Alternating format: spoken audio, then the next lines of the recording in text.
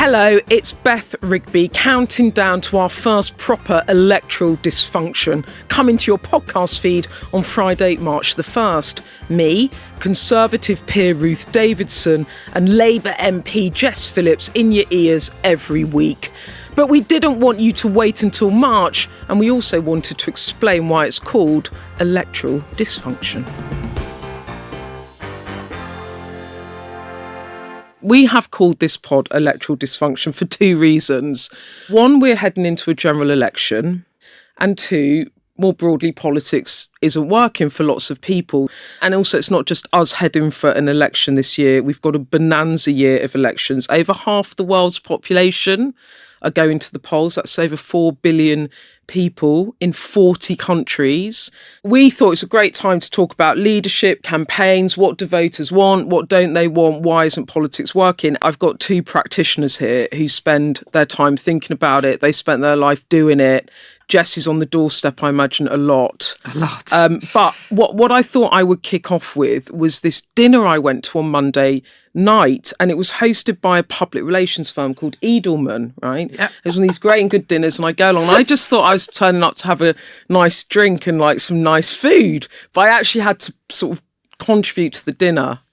Do you ever get that? You think you're just turning up and you don't have to do anything? Yeah, all the time. I once had to do it at the UN. Oh, God, that's a little bit more stressful. We're starting off super relatable. In Beijing, I suddenly had to give a presentation on the Belt and Road Initiative. Well, I won't go on about the dinner, but I will go on about the reason we were there, and it was interesting, was to talk about this survey they do every year, and it's a trust survey. 32,000 people fill in a questionnaire across 28 countries. They've been doing it for over 2 decades. Right, the key takeaways, which is so pertinent for this podcast, was that the UK's dropped to the bottom of 28 countries when it comes to trust in government. We're at the bottom of the table now. Trust in government's fallen to 30%, lowest point since 2012. And a growing number of people view the government as completely ineffective at improving the country. So I wasn't massively surprised. I was dismayed.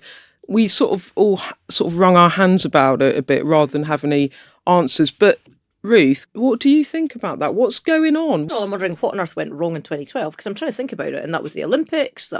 Yeah, but that was the last time we were happy.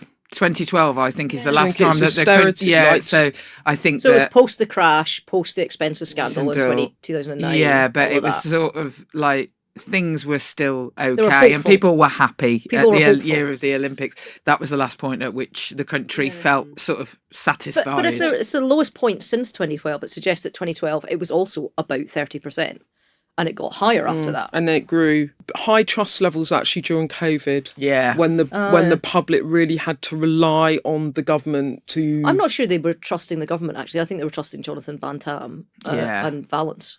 I actually think they were trusting the non-governmental figures more than anything else. Also, I think that people cut people some slack, actually. Funny thing that happened during COVID, and actually we forget this in the aftermath of it when all the receipts are being drawn over, and who got what contracts and how certain things failed.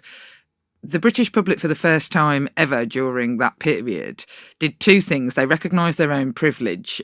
So you would hear people just saying, well, it's awful and I miss my family, but at least I've got a garden, sort of thing. And so there was this absolute feeling for your common man out there, like somebody else has it worse off than you, which was really charming. But also they recognised that difficult decisions had to be made that were complicated and might have to be done rushed and might not work. They did recognise it, and I have to say that is not something I've ever seen before or after, and that is one of the reasons why trust in politics is so low. But the problem isn't that the public don't understand, is that we don't tell them. We lie and not me personally or any particular politician, but we stand in front of buildings we had nothing to do with building and we claim that we delivered them. And we don't explain that it was years and years of development by lots of different groups of people.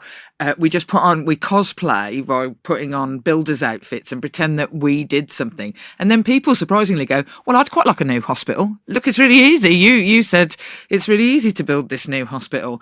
And we don't talk about how difficult actually delivery is, or some of the trade-offs you have to have. We sort of go out there and say, crash bang wallet, we're the best at this.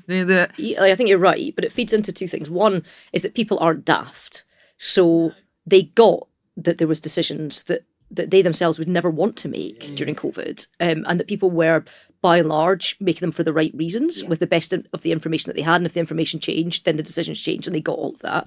But two, they also get the fact that, they can tell when people are selling them something that's not right. And I think the problem that we have is, and for me this comes a lot back to social media, but even without it, it would still have been accelerated, is this idea of nuance has completely left politics. Yeah. That it has to be black or white. You have to either be a true believer or you're a traitor. Even if you're on the same side, if you're in the same party. Like internecine warfare is much more brutal, and civil war has always been more brutal than between nation states. And it's the same within a tribe as it is between warring tribes. And this idea that you can't just say, do you know what?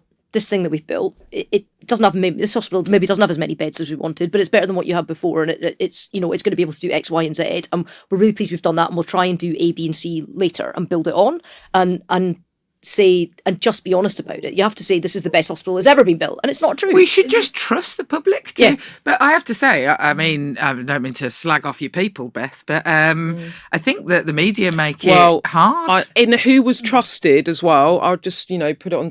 So, like, low levels of trust across all institutions, but the people that came in at the bottom of the heap were the media. I'm not going to... Yeah, look, I think the media do a fantastic and important job. Oh, it's not the F I thought you were about to say there. You stopped yourself.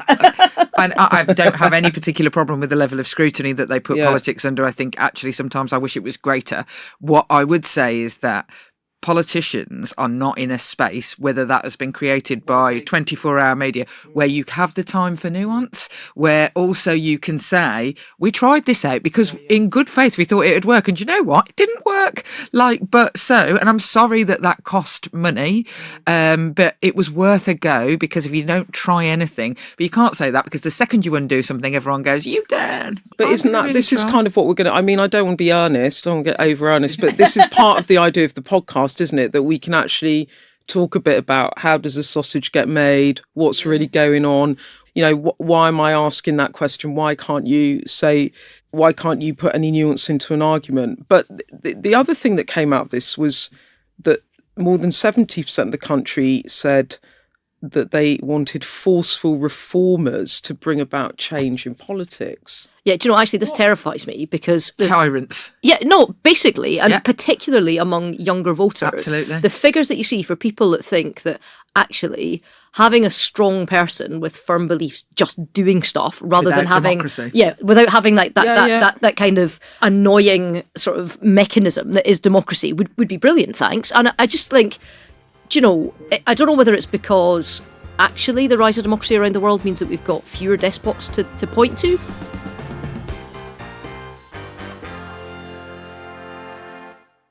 As you see it now, and you're clearly on the One Nation, on the wet Tory wing of the party, do you think that the party will tilt more to the right if you lose the election? Well, I have a theory, and I don't know if it's completely borne out, but my theory is that when elections are in play, we will pick the person that we think can best win, because we like winning. Winning. You're ruthless. We want to win. We want to be in power. We want to be able to enact conservative You're way better policies. at this than us. I think we are. Oh, 100%. We really, really like to feel good. Yeah, but when we think an election's beyond us, we think we're either going to lose by a mile or win by a mile, then we want purity of thought. That's when we want a true conservative. Whatever a true conservative means, that's what we want. And we get to that kind of purity of the tribe test, which you guys do all the time in every meeting. Like, you are forever calling daily talking each other traitors. Yeah. You're like ferrets in a bloody sack, you lot. 100%. Yeah. Dreadful. That's when we go, you have an Ian Duncan Smith, and then when that doesn't work out, the reason is because you're not right-wing enough, and then you pick Michael Howard, and then you decide, actually, we've been out of power for a long time, we'd quite like power, let's pick David Cameron so we can actually get power again. Okay, so I think it will be somebody of the right of the party. Yeah. Give me Badenoch, that's my guess.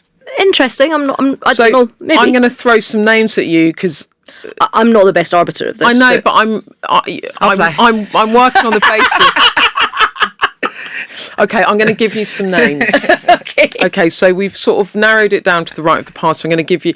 So my dark horse. Oh yeah. Priti Patel. Oh yes. I think she's got a following. I agree, Priti Patel. And also she's a bit like, when Trump came along, we all thought, God, George W. Bush wasn't that bad. Suella really did that for Priti, and I sort of missed her. And Priti has been definitely feathering in Parliament, much more so than any of these others who are having like a moment, and trying to have their little rebellions. She is just ploughing the furrow on issues at the moment. And she's in there about the post office. She's in there about women's rights. She is in there. Yeah, and it's not daft. Because it's a good show. You've got That's people. why they pay me the big bucks, baby.